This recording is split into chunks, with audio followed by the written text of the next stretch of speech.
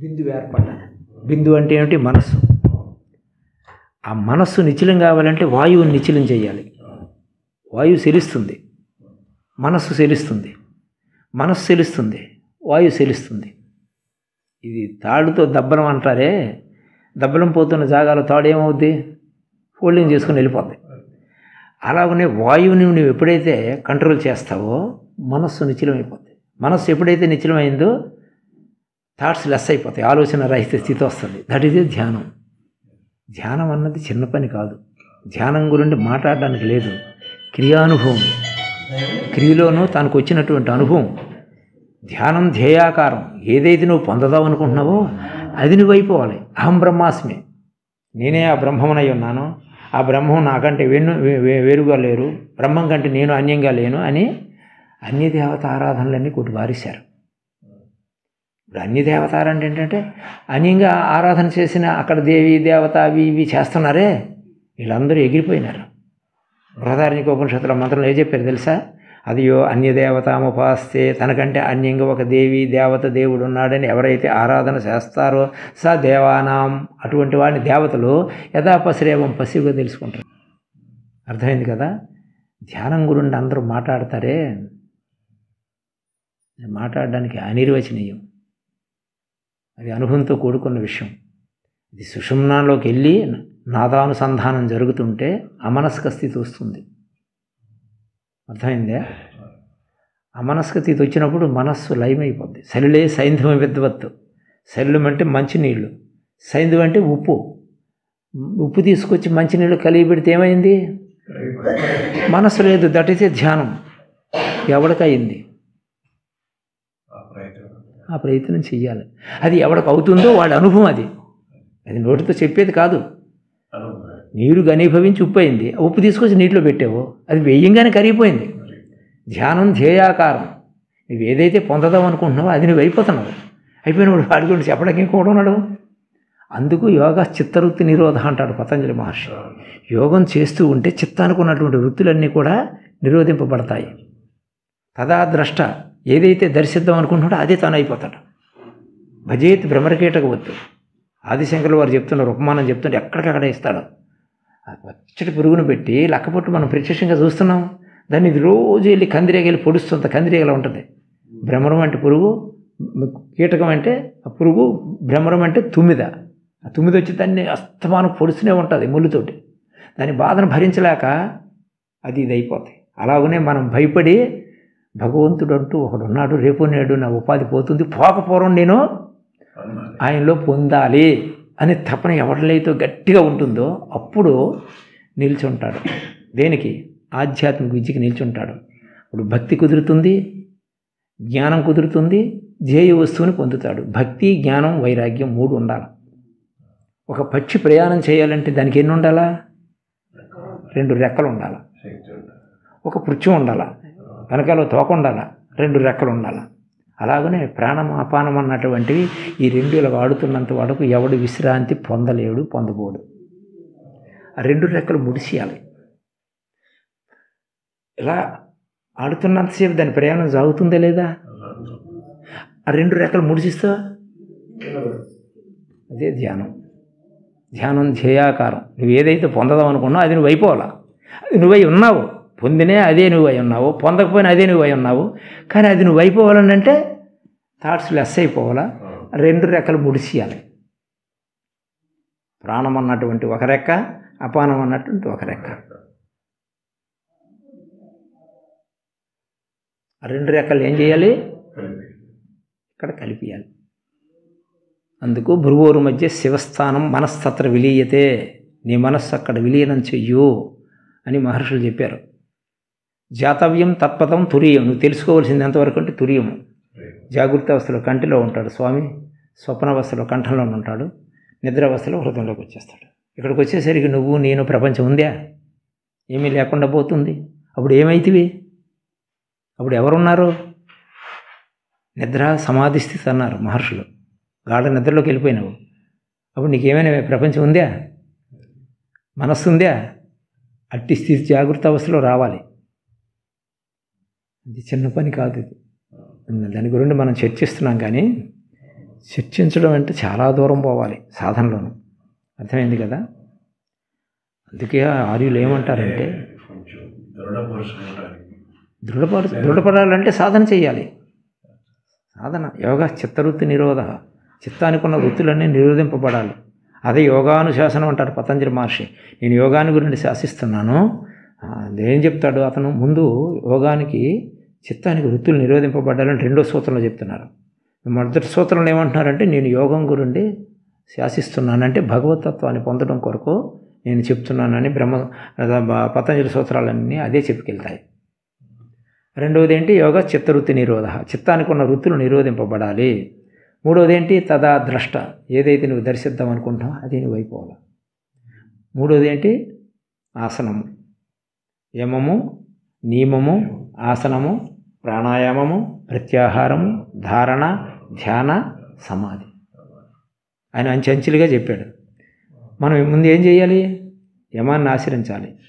యమాన్ని సాధిస్తే యముణ్ణి శాసించినట్టే లెక్క సాధకుడు. యమం అంటే ఏమిటి? అహింస, సత్యము, ఆస్తేయం, బ్రహ్మచర్యం, అపరిగ్రహ. యమ అంటారు పతంజలి మహర్షి. ఇవన్నీ పాటించాలి. అహింస, మనోవాక్కాయముల ద్వారా ఏ జీవిని కూడా హింసింప చేయకు అని అన్నారు. అహింసో పరమోధర్మం అన్నారు. సత్యం ఉన్నది ఉన్నట్టు చెప్పగలగాలి. ఆస్తేయము, దొంగ బుద్ధి ఉండకూడదు అన్నారు. దాచుకోకూడదంట. బ్రహ్మచర్యంగా ఉండాలంట. అపరిగ్రహం, ఎవరేమిచ్చినా యోగి పుచ్చుకోకూడదు. పుచ్చుకుంటే ఏమవుతుంది?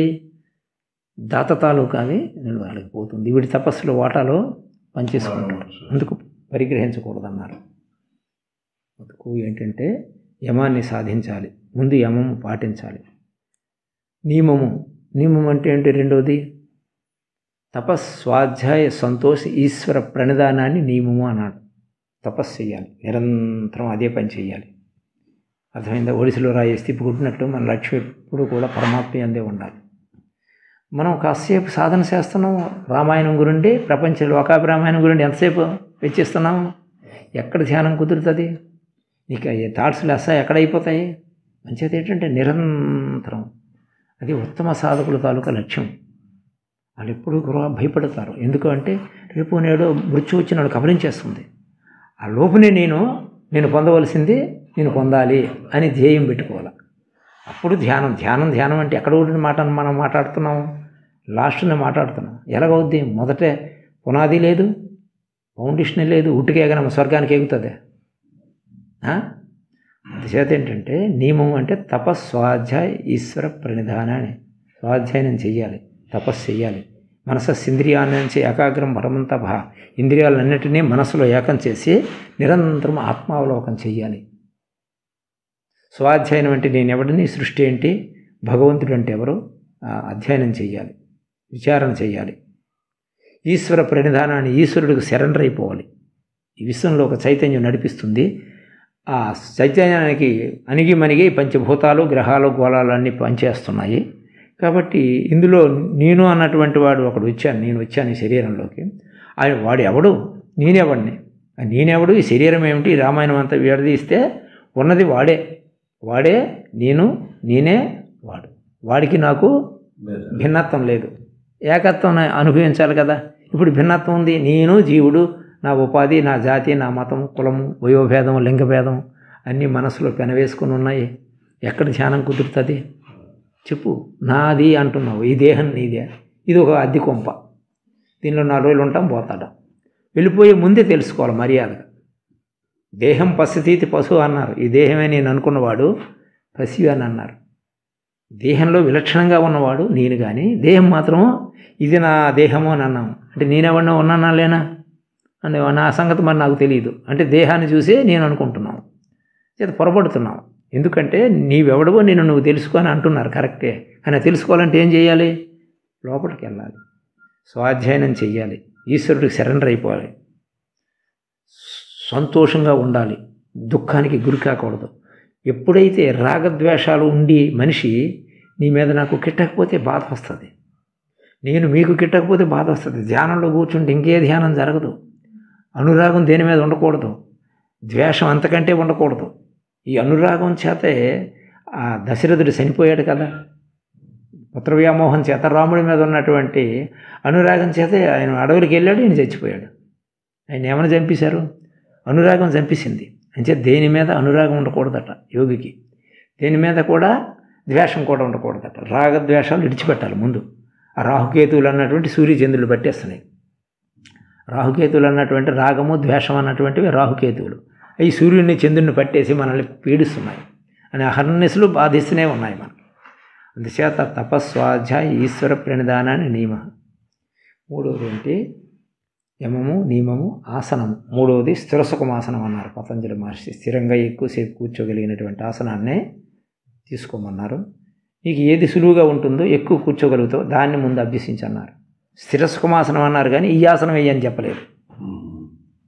మూడవ దాంట్లోనూ స్థిరంగా కూర్చోగలిగినటువంటిది, ఎక్కువసేపు కూర్చోగలిగినటువంటిది ఆసనాన్ని అభ్యసించన్నారు.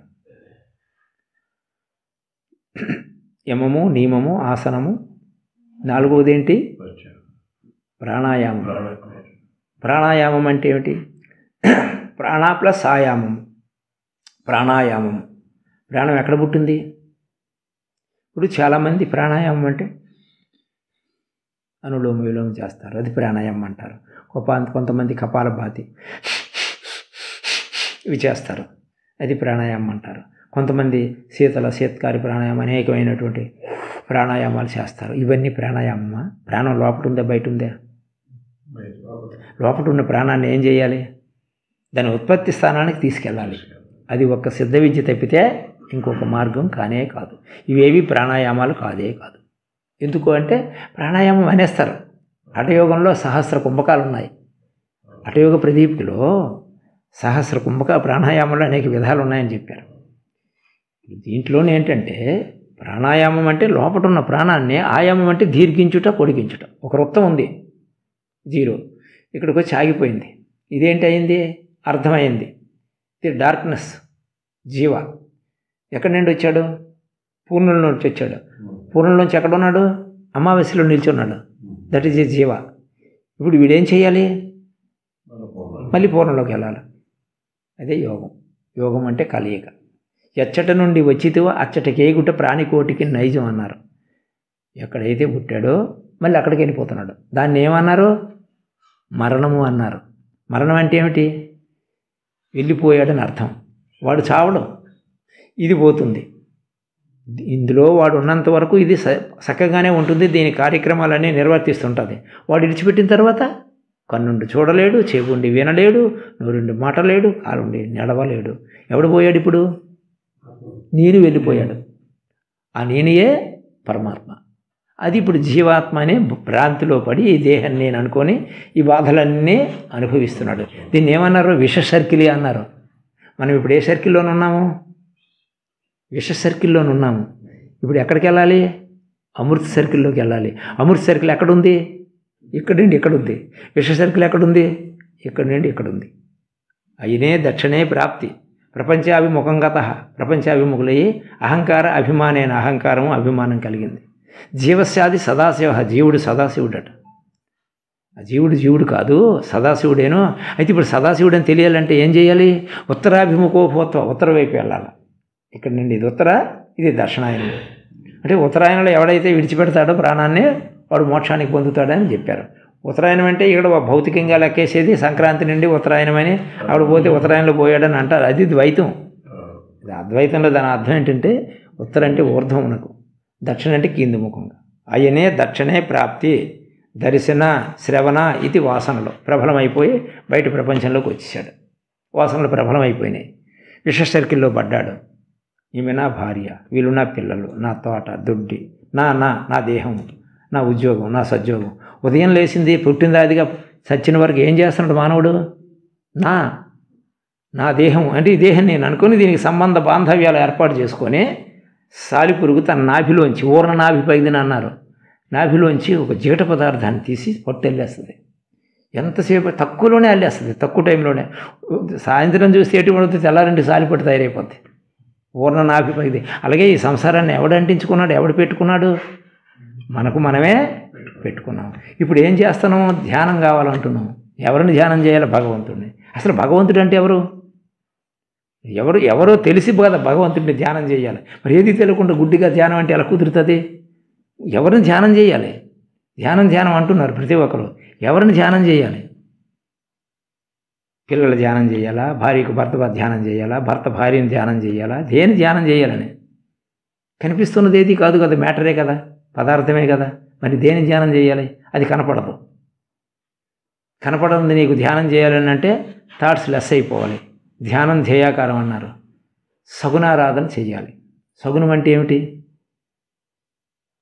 నీ కళ్ళకు ఏదైతే చూస్తుందో, ఎక్కడి నుండి అయితే చూస్తుందో, ఆ చూపు ఎక్కడి నుండి వచ్చిందో అక్కడ చూడాలి. సగుణం అంటే లైటు. స్థూలాకాశం, చిత్తాకాశం, చితాకాశం. ఎన్ని ఆకాశాలు ఉన్నాయి? ఇది కనిపిస్తున్నది స్థూలాకాశం. అంటే చిత్తం మనసు పరిధిలోది చిత్తాకాశం. చితాకాశం ఆయన శరీరం, ఆయన దర్శించాలి. అది ధ్యానం. అసలు ధ్యానం ఏదో ఒకటి టార్గెట్ పెట్టాలక్కర్లేదా? దేన్ని ధ్యానం చేయడం అని? మైకాన్ని ధ్యానం చేస్తావా? లేకపోతే మనవని ధ్యానం చేస్తావా? లేకపోతే భార్యను ధ్యానం చేస్తావా? లేకపోతే భర్తను ధ్యానం చేయాలి? దేని ధ్యానం చేయాలని? లేకపోతే నువ్వు గడించిన డబ్బులు పెట్లు ఉన్నాయి కదా, బంగారం గట్ట, దాన్ని ధ్యానం చేయాలా? దేని ధ్యానం చేయాలని? ఏదైతే ఈ విశ్వాన్ని నడిపిస్తున్న చైతన్యం ఉందో దాన్ని ధ్యానం చేయాలి. ఆ చైతన్యం ఏమై ఉంది? God is light. లైటు. దాన్నే సగుణారాధన యోగులు చేస్తారు.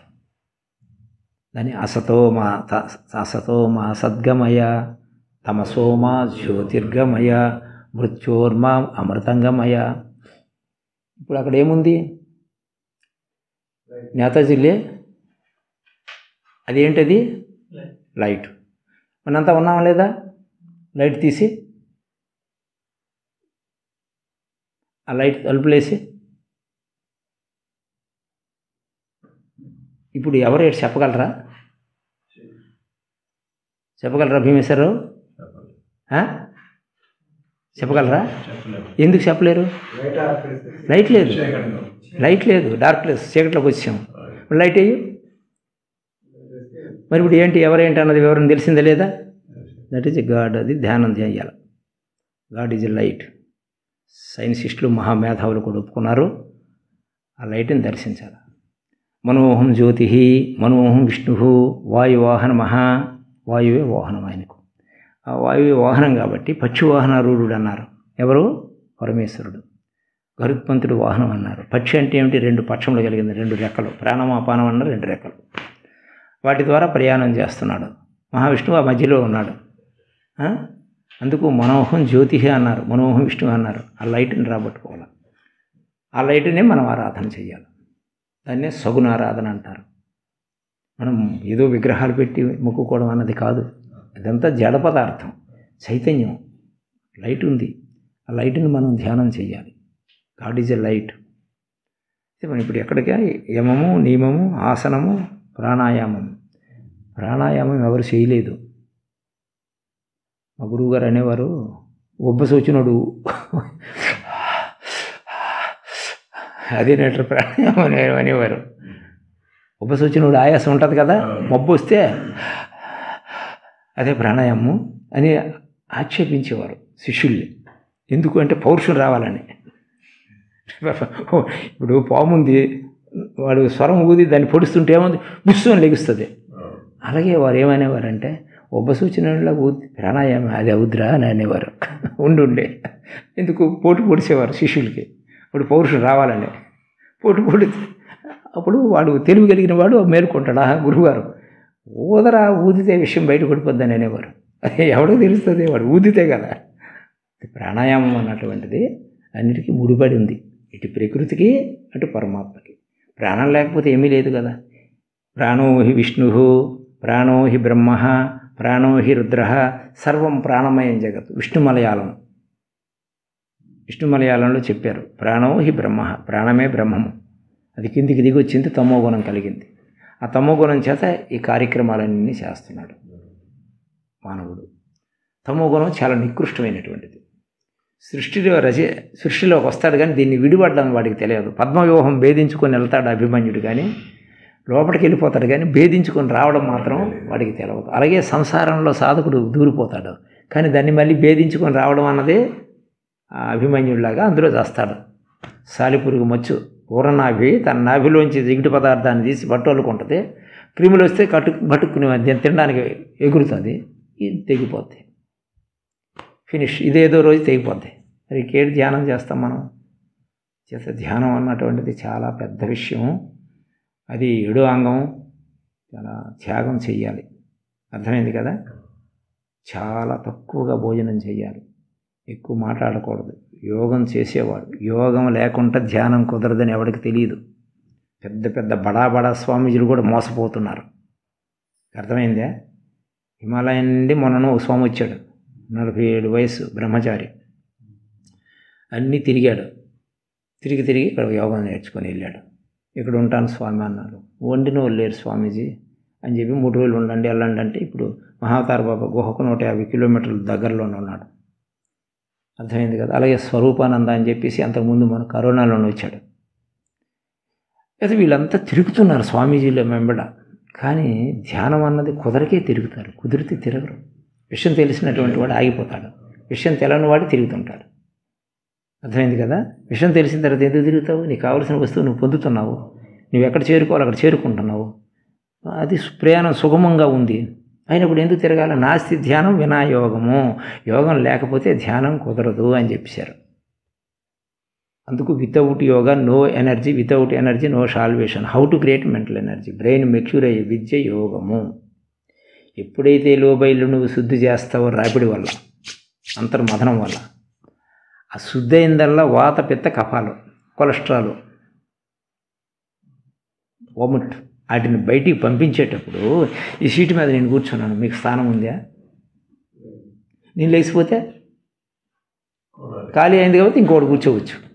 అలాగనే మన లోపల అన్నీ కూడా చోటు చేసుకొని ఉన్నాయి, వాత, పిత్త, కఫాలన్నీ ఉన్నాయి. వాటిని ముందు బయటికి పంపించాలి. అర్థమైంది కదా? సంపూర్ణమైన ఆరోగ్యం రావాలి. అదే ఈశ్వర తేజస్సు. సంపూర్ణమైన ఆరోగ్యం ఎవరికి? 72,000 నాడుల్లో ఎన్నో నాడులు స్థానభ్రష్టత్వం పొందేసాయి, బీడి భూమిలాగా. ఇప్పుడు రైతు మొన్న ఎలాగుండేది భూమి మనం తీసుకున్నది? చెట్లు చేమలు అంతా బీడి బారిపోయి ఉంది. అది పుట్టిందాదిగా ఎవడు దాన్ని ఏం చేయలేదు. ఇప్పుడు మనం సాగు చేస్తే ఎలాగుంది? రేపు మొక్కలు వేస్తే ఎలాగుంటుంది? అలాగే సాగు చేసిన భూమిలాగా ఉండాలి శరీరం. మన శరీర ఆరోగ్యమే కాపాడుకోలేని వాళ్ళమే భగవంతుడిని ఎక్కడ పొందేస్తాము చెప్పండి? అందుకు ప్రాణాయామం అన్నది మహర్షులు కనిపెట్టి చెప్పారు. ప్రాణాహి విష్ణు, ప్రాణోహి రుద్ర, సర్వం ప్రాణమయం జగత్తు. ఈ జగత్తులో నేటుంది, అన్నింటిలోనూ ప్రాణమే ఉంది.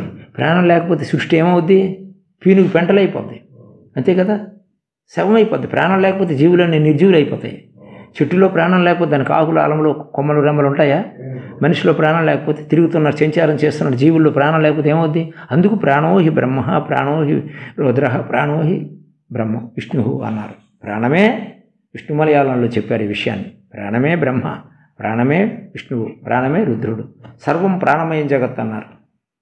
ఇప్పుడు అలో అని 3 అంగుళాలు ఫోన్ పట్టుకుని మాట్లాడుతుంటే అమెరికా కడ వరకు వినపడుతుంది. తంతులు ఉన్నాయా? ఏటుంది మధ్యనే? అమెరికా వరకు వెళ్ళిపోతుంది కదా, ఏటుంది మధ్యనే? ప్రాణం ఉంది. రసరైనవులు ఉన్నాయి, వాటిని తీసుకొని జీవిస్తారు యోగులు. గిరిబాలన్న యోగి దగ్గరికి చిన్న కారు వేసుకొని అమెరికా నుండి వచ్చి వెళ్తాడు పరమహంస యోగానంద. ఆ గిరిబాల ఎవరు తెలుసా? ఒక లేడీ. ఆవిడ తిండిపోతూ, ఎక్కువ తిండి తినేదట. అత్త అన్నదట, నువ్వే తిండాకే పుట్టేవేటే, నీకు మరి పని లేదట అన్నదట. అక్కడి నుండి తిండి మానేసిందట ఆ గిరిబాలన్న యోగిని. పనులన్నీ చేసేదట. ఏదో ఒక అనా ఎత్తు బేడ ఎత్తు అప్పుడు ఉండేవి కదా, అంత ఎత్తు తినేదట అంతే. ఏమి తినకంటే 24 గంటలు పనిచేసేదట. ఆవిడ గురించి టామ్ అయిపోయింది. అమెరికా నుండి వచ్చిన తర్వాత యోగానంద, పరమహంస యోగానంద ఆవిడ దగ్గర చిన్న కారు వేసుకుని వెళ్ళాడు. అమ్మ, మీరు ఆహారం లేకుండా ఎలా జీవిస్తున్నారని అడిగారట. ఆవిడ, నువ్వు చెప్పు నాయన అందట. సమాజానికి ఎంతో మేలు జరుగుతుంది, ఎన్నో కష్టాలు పడుతున్నారు అన్నం లేక, ఆ విద్యేదో సమాజానికి చెప్తే చాలా మేలు జరుగుతుంది కదని మాట్లాడాడు ఈయన. అంటే ఎలా జీవిస్తున్నారు, ఎలాగా అంటేనే అడిగారు. అడిగితే ఈయన్ని అడిగారు తిరిగి ఆవిడ. అంటే త్రసరైనవులు తీసుకొని జీవిస్తున్నారని చెప్పాడట ఈయన. ఆవిడ నవ్వి సూరుకుందట. అలాగనే ఈ ధ్యానం అన్నటువంటి పదాలకు అర్థం ఏంటంటే ఎవడికి వాడు తెలుసుకోవలసిందే కానీ అది చెప్పడానికి వీలు కాదు, అనిర్వచనీయం, దాని అనుభూతితో కూడుకున్న విషయాలు. అర్థమైంది కదా. అందుకు పతంజలి మహర్షి ఏమంటాడంటే ప్రాణాయామం బాగా చెయ్యమంటారు.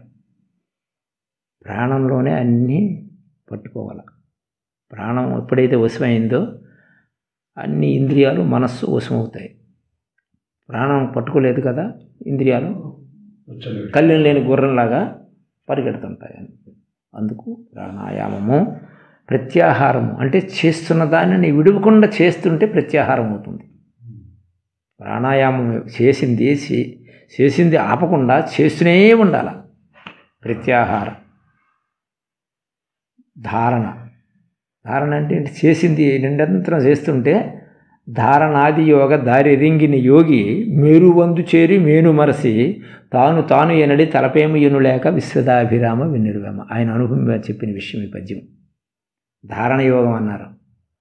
ధారణ యోగం అంటే ఏమిటి? ధారణాది యోగ దారి రింగిన యోగి అంటున్నారు. ధారణ యోగం చేయాలి. ధారణ అంటే ఏమిటి? తైలం పోస్తూ ఉంటే కంటిన్యూషన్ ధార వస్తుందా, ఆ విధంగా ఉండాలంట సాధన. కంటిన్యూషను అదే ప్రాణాయామం. జీరో అయిపోవాలా. ధారణాది యోగ దారి ఎరింగిన యోగి మేరువందు చేరి తుర్యాతీతం అయిపోవాలా. సాధన తుర్యం వరకే, తుర్యాతీతం అయిపోయింది. ఆ దారి ఎరింగిన ఆ మార్గం తెలిసినటువంటి యోగి మేరువందు చేరి మేను మరసి దీన్ని మర్చిపోయాడు. దీని మీద ధ్యాస లేదు. తాను ఏనాడు నేను పొందాలి అనే ధ్యానంలో కూర్చున్నాడే, మరి ఇంక దాన్ని మర్చిపోయినాడు. మనసు లేదు, ఇంకా తానేంటి పొందడానికి ఇంకేటి ఉంది? మనసే లేదు కదా, మీడియేటర్ లేడు, మనసు బర్న్ అయిపోయింది. తలపేమియును లేక అన్నారు. నేను ఆయన్ని పొందాలని కూర్చున్నాడు. మొదట పొందడానికి కూర్చున్న తర్వాత మనసు థాట్స్ లెస్ అయిపోయింది, మనసు లేదు కదా. మీడియేటర్ లేనప్పుడు ఎవరిని అనుసంధానం చేస్తాడు? ఏది ఉందో అది ఉంది. దారి ఎరింగిన యోగి అంటున్నారు. ఆ మార్గం తెలిసిన యోగి మేరువందు చేరి మేను మరసి దీని మీద ధ్యాస పోయిందంట. ఈ ఒక్క మాట అనటానికి నేను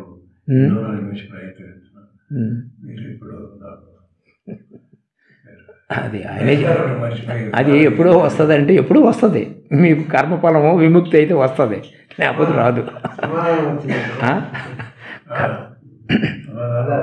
ఏమన్నా తప్పిస్తున్నారు. అది ఎట్లా ఇంత చేస్తున్నాం, రోజుకి 8 గంటలు 9 గంటలు 10 గంటలు ఎన్నో వీలు కొట్టట చేస్తున్నా కానీ చెయ్యాలి. దేహభావం ఎట్ట మర్చిపోవటం లేదు. దేనికి ఏంటి దీంట్లో తను తాను మర్చిపోవాలి. అది అలాగని మిమ్మల్ని అడుగుతామని అక్కడ ట్రై చేశాను, ఫోన్లో ట్రై చేశాను. ఇప్పుడు ఆటోమేటిక్గా వేమన్న గారు చెప్తున్నారు. ధారణాది యోగ దారి రింగిన యోగి, ఈ మార్గం తెలిసిన యోగి మేరువందు చేరు మేను మనసి తురియం వరకు సాధన చేశాడు. అతీతం అయిపోయింది. తురియంలో చేరుకున్నాడు, అతీతం అయిపోయింది. ఇంకా వాడికి మార్గం తెలిసిపోయింది. ఇంకా వాడేం చెప్తాడు? చెప్పడానికి ఇంకెవడున్నాడు? ఇప్పుడు ఇక్కడ నుంచి ఇక్కడ దాకా కరెక్ట్గా అక్కడే తానన్నది నేను పొందాలని కూర్చున్నాడు. పొందబడేది పొందేది రెండు ఒకటైపోయింది. దృగ్దృశ్యం లేకమైపోయినాయి. ఇంక ఎక్కడికి వెళ్తాడు? వెళ్ళడానికి ఎక్కడ చేరుకున్నాడు అక్కడ చేరుకుంటున్నాడు. తానేనడి తలపేమీను లేక అంటున్నారు వేమన్న గారు. సామాన్యుడా? ఆయన అర్థం ఏంటని, ఆయన మహాయోగీశ్వరుడు, అవధూత. తాను ఆయన నేను అన్న మనసు బర్న్ అయిపోయింది. అక్కడ మనసు లేదు. జ్ఞానులకు మనసు లేదన్నారు నిత్యానంద స్వామి వారు సీతాకాశ గీతలో మొట్టమొదటి సెంటెన్స్లోనే. అది ఎవరికి అర్థమవుద్ది? మనస్సు లేని వాడికే అది అర్థమవుద్ది. జ్ఞానులకు మనసు లేదని అంటే ఎవరో మళ్ళీ అంతటి జ్ఞానం ఉంటే ఆ మనసు లేదు, ఆ మనసు లేని స్థితి వాడు అనుభవిస్తే అది అర్థమవుద్ది. సీతాకాశ గీతలో మొట్టమొదటి చెప్పారు.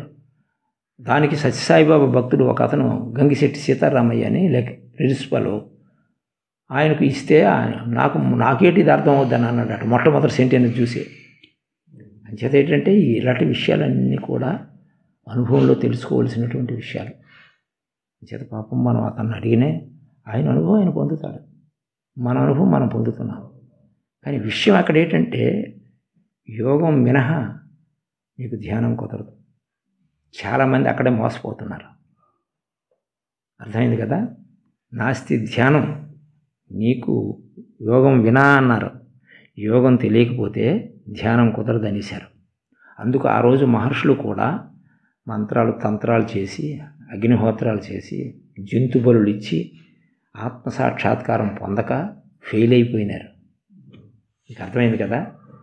అందుచేత ఏంటంటే మనకు స్వామివారు చెప్పినటువంటి విద్య సామాన్యమైనటువంటి విద్య కాదు. మనల్ని మనం టెస్ట్ చేసుకోవాలి, శాస్త్రం చూడాలి, మన అనుభవాన్ని జోడించుకోవాలి. అందుచేత ఆయన ఏం చెప్తున్నాడు, తాను తలపి అంటే మనసు లేదు కదా అక్కడ. మనసు లేనప్పుడు ఇంకెవరిని ధ్యానం చేస్తాడు? ధ్యానం ధ్యేయాకారం, భజేతి భ్రమరకేటకవద్దు. శంకరుల వారు చెప్పినటువంటి ఉపమానానికి ఇప్పుడు సరిపోయింది సాధకుడికి. చేత ఇదంతా ప్రపంచం అంతా ఎలాగుందంటే రజ్జు సర్పభ్రాంతి. సంద చీకట్లో త్రాటిని చూస్తే ఏం కనిపిస్తుంది? పాము అనుకుంటాం. అయ్యో పాము అనుకుని భయం పడతాం, కంపం అన్నీ కలుగుతాయి. లైట్ తీసుకొచ్చి చూస్తే అయ్యో ఇది పాముకు అదే త్రాడని తెలిసింది. అలాగనే మనము ఈ జీవలక్షణాల చేత ఈ బాధలన్నీ అనుభవిస్తున్నాం. లైట్ ఎప్పుడైతే వచ్చిందో ఇది పాము కాదు త్రాడని తెలిసిపోయింది. కానీ తాడు కాదు పాము అనుకునేటప్పుడు అది అధిష్టానం త్రాడుగానే ఉంది. మరి త్రాడా పాముని సందేహం వచ్చి వెలుతురు తీసుకొచ్చి చూసేటప్పుడు అది త్రికాలంలో బ్రహ్మానికి నాశనం లేదు, వృద్ధిక్షయాదులు లేవు, దానికి మార్పులే లేవు. అది పుట్టడం కానీ, అది వృద్ధి చెందడం కానీ, అది లయం అవటం కానీ లేదని కృష్ణ పరమాత్మ భగవద్గీతలో చెప్పలేదా? అంచేత అట్టి ఆత్మ మనలోనే ఉంది, అవ్యక్తంగా ఉంది. ఇది వ్యక్తిగా వచ్చాను మీకు చెప్పానని అనేసి ఆయన చెవులకి ఇల్లు కట్టినట్టు చెప్పాడు. అందుచేత మనం ఏంటంటే తెలుసుకోవడం అని అన్నటువంటిది సాధనలోనే తెలుసుకోవలసినటువంటి విషయాలు ఇవి. సరే, విరమించుకుందాము. స్వస్తి ప్రజాభ్యాం పరిపాలయంతాం న్యాయేన మార్గేణ మహీమహీ. గోబ్రాహ్మణేభ్యం శుభమస్తు నిత్యం. లోకా సమస్తా సుఖినో భవంతు. లోకా సమస్త జనో సుఖినో. శాంతి శాంతి శాంతి.